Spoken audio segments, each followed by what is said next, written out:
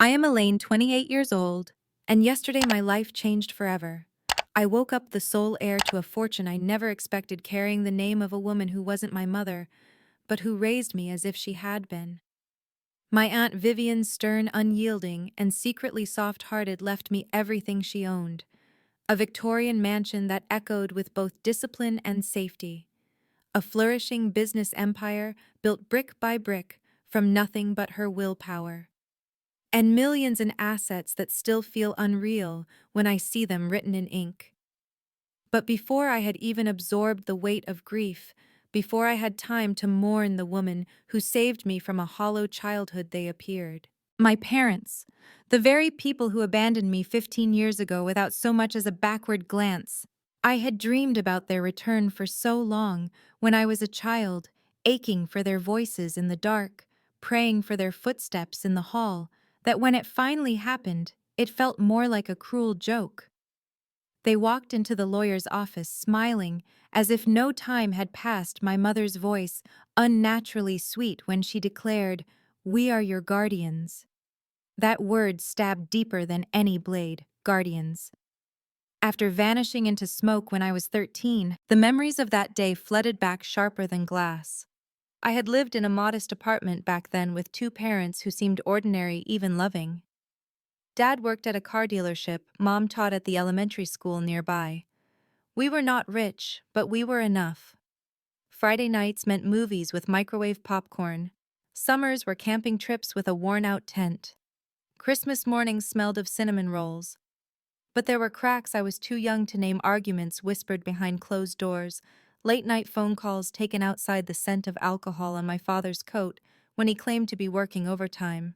Then came the morning of October, cold and gray, when I woke up and they were simply gone. The closet half empty, the drawers pulled out, the silence too heavy for breath. A note, 16 words in my mother's handwriting, was all they left. "Elaine, we cannot do this anymore. Your Aunt Vivian will take care of you. We are sorry." I was 13. I clutched that note until my hands shook, calling their numbers until I realized they had been disconnected, begging the universe for an explanation that never came. That was the day my childhood ended, replaced by nights of fear, hunger, and crying myself to sleep on the couch, waiting for parents who never returned. And then Vivian, my aunt, my father's older sister, whom I barely knew. She came in her sleek black car, dressed in a suit that made her look like she belonged to another world entirely. She was not warm. She did not hug me or soothe me with promises. She simply said, "Pack what you can carry." And that was it. But she stayed. Through courts, paperwork, therapy, appointments, rules, and discipline, she stayed. Where my parents had vanished, she remained unshakable. Her home was enormous, intimidating, filled with rules I resented at first. Breakfast at 7 sharp. Piano practice. Homework at a desk, never on the couch. No shoes on hardwood floors. I broke every rule I could, half hoping she'd tire of me and send me away like my parents had. But she never did. She enforced consequences, yes, but never rejection. When I cried over a photo of my parents, she did not scold. She handed me a handkerchief and sat beside me in silence. When I failed a test, she hired a tutor instead of shaming me. And when I lashed out, accusing her of trying to control me, she told me a truth I never forgot. Your circumstances changed through no action of your own. But your response, that is yours to choose. I do not invest in lost causes. It wasn't love in the way children crave, but it was something sturdier, dependability structure, a rope to cling to while I drowned. Through her, I went to a private academy I never dreamed of. Through her, I found myself in college studying business and marketing, learning discipline that became strength. And through her, I slowly stitched myself into a life that felt survivable, even purposeful. And now she was gone, taken by cancer with the same stoic grace she carried in life. Her absence carved a silence through every room of that mansion. I had barely begun to grieve when I sat down in her lawyer's office, expecting the will reading to be a formality. And then the door opened. There they were. My parents. The ghosts I had both longed for and dreaded. Their hair was grayer, their bodies heavier, their smiles thinner. They called me Ella like no time had passed, as though they hadn't shattered me. Inside me, rage and longing collided, tangled with something more dangerous, hope. And when they leaned in, eager to claim me again, not as a daughter, but as a means to wealth, I understood at last that I wasn't facing a reunion. I was facing another kind of abandonment. They sat across from me in that polished office, the leather chairs groaning, as though even they recoiled from the weight of what was happening. I could barely hear Mr. Thompson, my aunt's lawyer, as he began reading her will.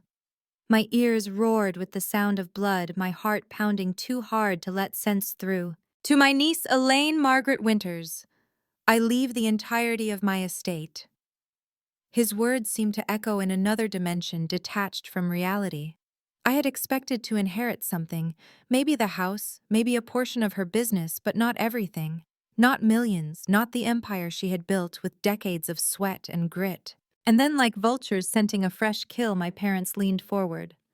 My mother's voice softened, dripping sugar. "Well, this is quite a responsibility for someone so young," she said, her hand pressing mine in a way that made my skin crawl. "Fortunately, as her parents, we can help." My father cleared his throat, pretending at humility. "Legally speaking, since Elaine was a minor when Vivian took her in, and our parental rights were never formally terminated, we remain her guardians. We'd be happy to assist with managing these assets until she has more life experience." The panic that hit me was primal. Guardians. After 15 years of silence. After a note and a vanished number. They wanted control of my inheritance, not me. Before I could gather words, Thompson intervened. Calm, collected, his voice the only anchor in that spiraling room. "I believe there is some confusion about the legal status here," he said.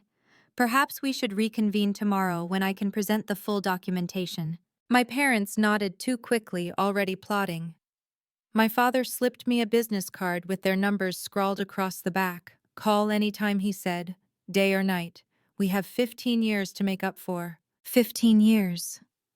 The words tasted bitter. 15 years of nightmares, therapy sessions, and aching loneliness. 15 years they had chosen not to call. And now suddenly I was worth their attention. That night, against every warning voice in my head, I agreed to meet them for dinner. Some part of me, the little girl still clutching that note, wanted answers only they could give. The restaurant was upscale, the kind of place Aunt Vivian would have chosen. They were already seated when I arrived, my father standing to pull out my chair with exaggerated courtesy. My mother had touched up her makeup, her smile stretched thin.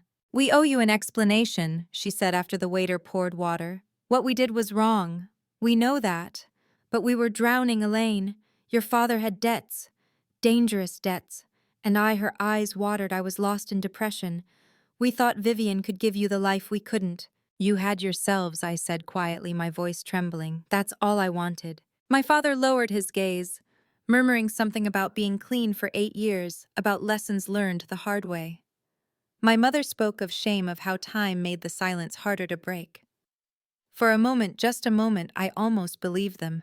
But then the conversation shifted, slid as if greased into talk of money. "The house alone must be worth 2 million, my mother mused, sipping her wine.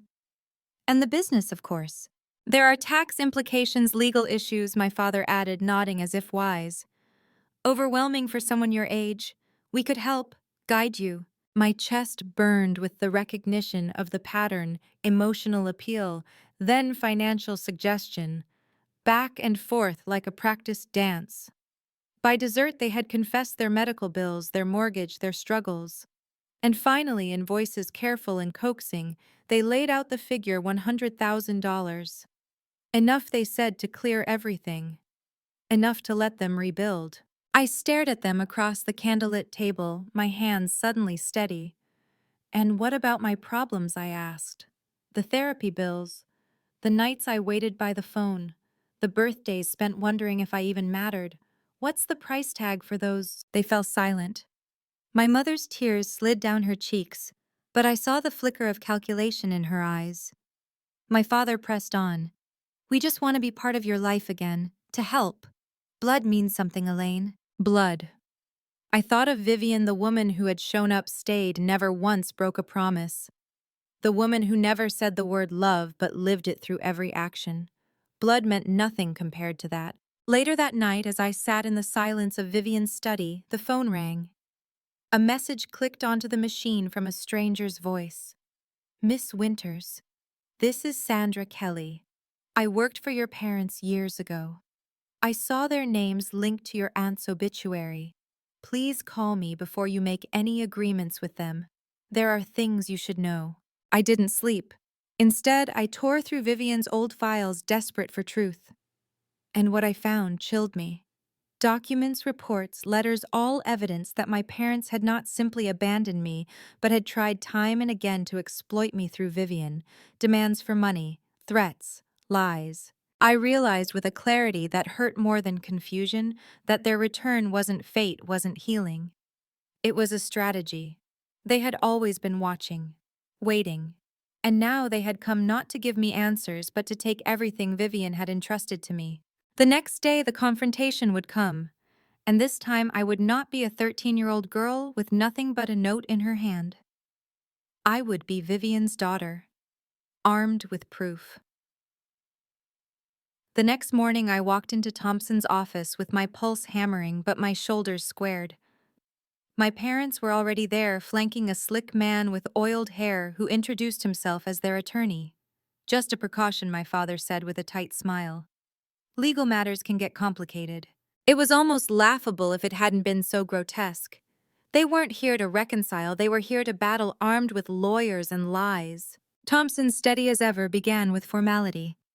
Let us clarify the history of Elaine's guardianship, he said, spreading files across the heavy oak table. My parents shifted unease flickering in their eyes. He spoke of the early days, how social services tried repeatedly to reach them, how notices were mailed, even published, how silence stretched into months. And then he pulled out a document. At this point, a man named Louis Barker appeared in court with affidavits allegedly signed by you both consenting to transfer guardianship to Miss Hughes permanently. My father bristled. Forgeries, we never signed anything. But Thompson was relentless. He slid forward photographs taken by a private investigator Vivian had hired. Photos of my father gambling in Nevada casinos at the exact time those affidavits were filed. Photos of my mother working as a cocktail waitress in the same establishments.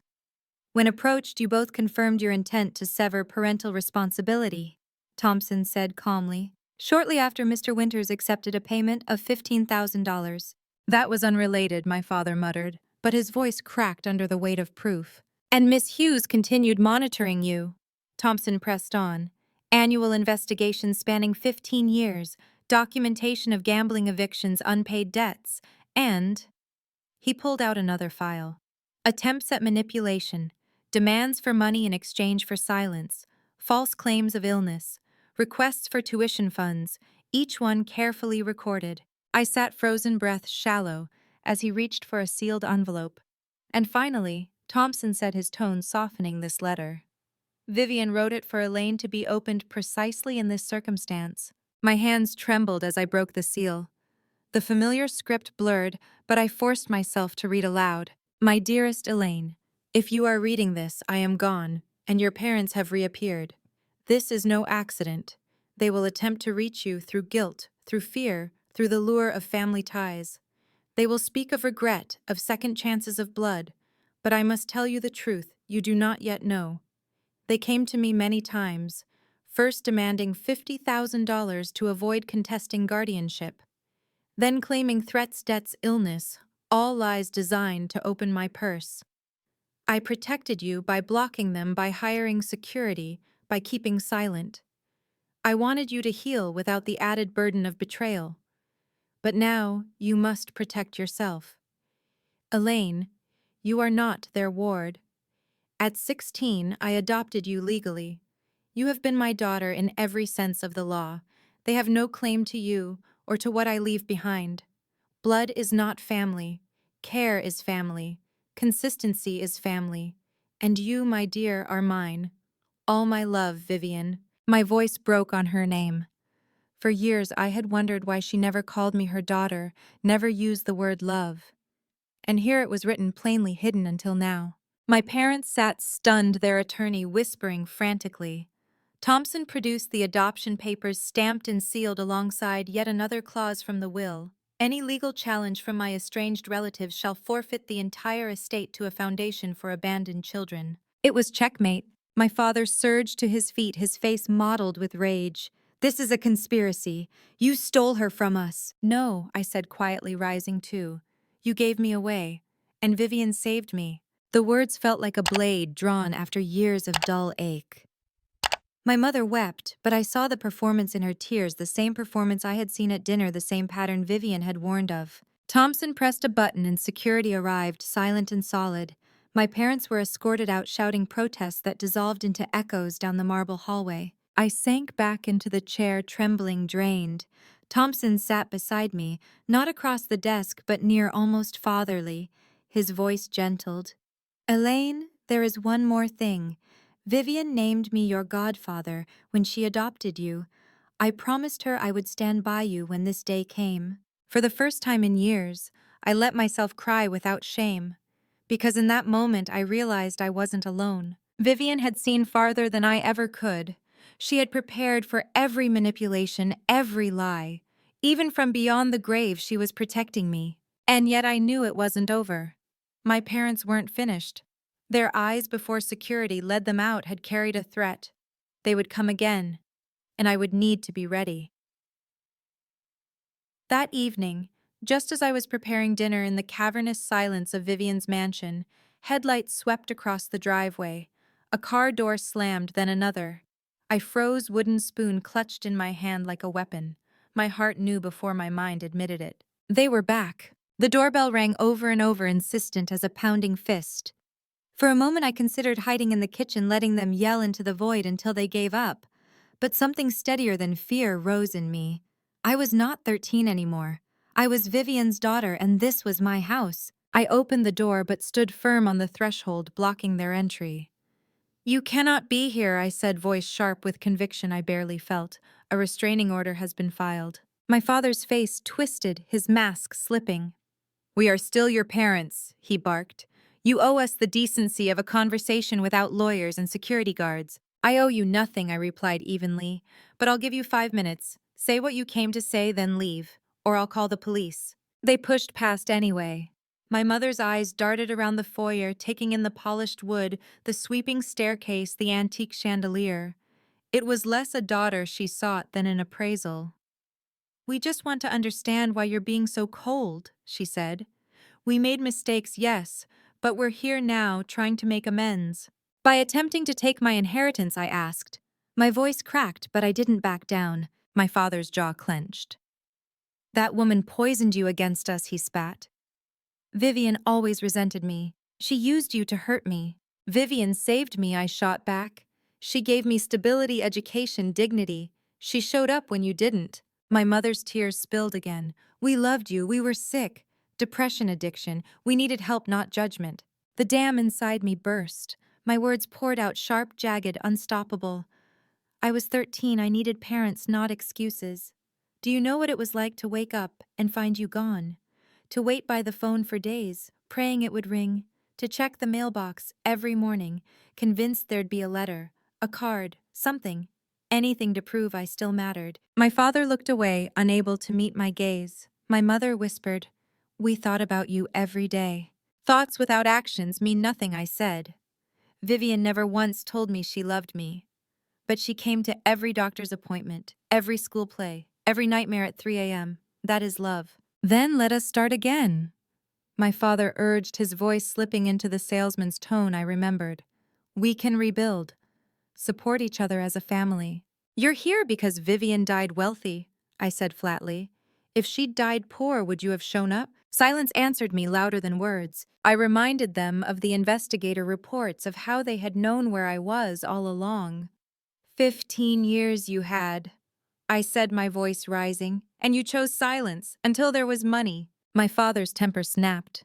You have no idea what we suffered while my sister enjoyed wealth that should have been shared. She built that wealth, I countered. 16-hour days for decades. What did you contribute? I'm her brother, he shouted. And your father. Biology isn't an entitlement program, I said, Vivian's pragmatism echoing in me. My mother collapsed into a chair, sobbing dramatically. How did you become so heartless? This is not how we raised you. You didn't raise me, I said, my voice trembling but firm. You left before the job was done. Vivian finished it. Flashing lights cut across the windows as a patrol car rolled into the driveway, part of the security checks Thompson had wisely arranged. My father's face tightened. He grabbed my arm, voice low and threatening. You think you've won, but we can ruin you. We can tell stories about Vivian, destroy her reputation. I pulled free, pointing to the corner camera. Every word you speak here is recorded. Vivian installed them after your first extortion attempt. Go ahead, make threats. See where they get you. His face drained of color. Come on, he muttered to my mother. She's not worth the trouble. Those words, not worth the trouble, burned deeper than any threat. Even now, I was nothing more than a disappointment, a lost investment. As they left, my mother turned back one last time. You'll regret this, Elaine. When you're alone with nothing but money to comfort you, you'll see. Family is everything. I agree, I said quietly. Vivian was my family. You were just biological donors. The police officer met them in the driveway. After a terse exchange, they drove away, swallowed by the dark. I sank to the floor, my body shaking, my chest hollow. Later, wandering through the house to steady myself, I entered Vivian's bedroom, still untouched since her death. On her nightstand, I found a small wooden box. Inside, carefully arranged, were fragments of my life school photos, report cards, clippings of my academic awards, even the program from my college graduation. At the bottom lay another envelope handwritten in Vivian's familiar script. I opened it with trembling hands. Elaine. I have never been skilled at expressing emotions. But as I face my mortality, I regret my silence. So let me say what I should have. Long ago, I love you. Not out of duty, but for who you are. Your resilience, your brilliance, your kindness. Watching you live has been my greatest privilege. I did not give you life, but I claimed you as my daughter in every way that matters. Be well, be wise, be happy. Mom. That final word, Mom, undid me completely. She had never spoken it aloud, yet she had felt it all along. I wept that night not for the parents who returned only for money, but for the mother who never claimed the title yet earned it with every breath. 6 months have passed since that last confrontation. The shouting in the foyer, the flashing police lights in the driveway, the final words that cut like glass. My parents returned to Arizona, Thompson told me, after one feeble attempt to peddle their version of events to the local newspaper. The editor loyal to Vivian called Thompson directly, and the story died before it lived. The house feels different now. Not just Vivian's, but mine. I've repainted rooms, moved furniture, carved out spaces that reflect my own taste. Yet I've kept her touch everywhere: the velvet curtains in the library, the porcelain teacups she favored, the roses she loved in the garden. The house is no longer a shrine to her absence, but a living testament to both of us, the woman who raised me and the woman I am becoming. Her business continues to thrive under my care. I've modernized what she resisted: online marketing, inventory management, a digital storefront that has doubled our reach. We've opened 2 new locations. Her employees, once skeptical of the girl who arrived with tear-streaked cheeks and trembling hands, now look at me with respect. Some even tell me they hear Vivian's voice in mine during board meetings. She'd be proud of you, one said last week. For the first time, I believed it. But the most meaningful work is not profit margins or expansion plans. It is the foundation I created in her name, the Vivian Hughes Foundation for Family Reconnection. Out of the inheritance, I carved a space for children like me, abandoned, displaced, scarred by absence. We fund therapy, provide scholarships, offer transitional housing for those aging out of foster care. I sit with them, sometimes these young faces carrying the same questions I once carried. Why wasn't I enough? And I tell them what I wish someone had told me sooner. It was never about you. Their leaving was about them. And your worth does not diminish because they failed to see it. Through the foundation, I've met others who've walked the same road. Some reconciled with their biological families, finding forgiveness in places I cannot. Others built chosen families stitched together from friends and mentors who showed up when no one else did. Each story is different, but the thread is the same: love is action. Therapy has helped too. Dr. Freeman, the same steady presence Vivian once hired, now guides me through the complexities of grief and betrayal. She told me recently, closure doesn't always come the way we imagine. Sometimes it's not reunion, but recognition of who they were, of who you are now, and of what cannot be fixed. A few months ago, I received a letter from my mother. No demands, no mention of money, just regret written plain. She said she wakes each day with the memory of what they did and wishes she could rewrite the past. I haven't responded. Perhaps I never will. The letter sits folded in my desk drawer, neither discarded nor embraced.